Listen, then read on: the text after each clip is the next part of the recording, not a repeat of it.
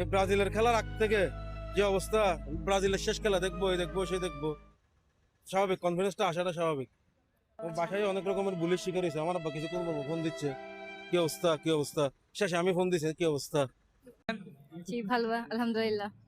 আচ্ছা, আপু তো হচ্ছে ব্রাজিলের ডাইহার্ট ফ্যান, দেখে বোঝা যাচ্ছে। হ্যাঁ হ্যাঁ। ব্রাজিলে তিনটা প্লেয়ার নাম বলতে পারবেন?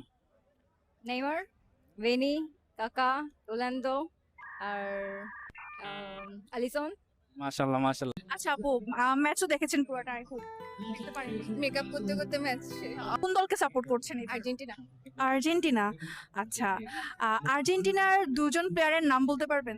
হ্যাঁ, মেসি, দিবালা, ডিমারিয়া। আপনাকে দুইটা বোঝা, আপনি তিনটা বলতে পেরেছেন, তার মানে আপুর যথেষ্ট কিন্তু আর্জেন্টিনার নলেজ আছে, বোঝা যাচ্ছে।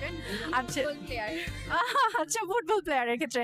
আচ্ছা আপু, ফিফার ফুল ফর্মটা কি জানা আছে? এই রে, ফিফা। জানা নেই।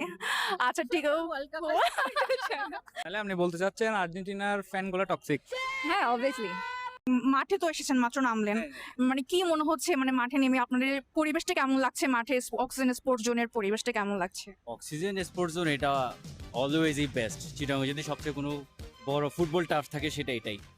আর লিড বাংলাদেশকে আমি ধন্যবাদ জানাচ্ছি, কারণ তারা এটা যে অ্যারেঞ্জ করছে সুন্দর করে, ওরা যদি না থাকতো এটা আসলে ইম্পসিবলই ছিল। Thank you so much, thank you ভাইয়া।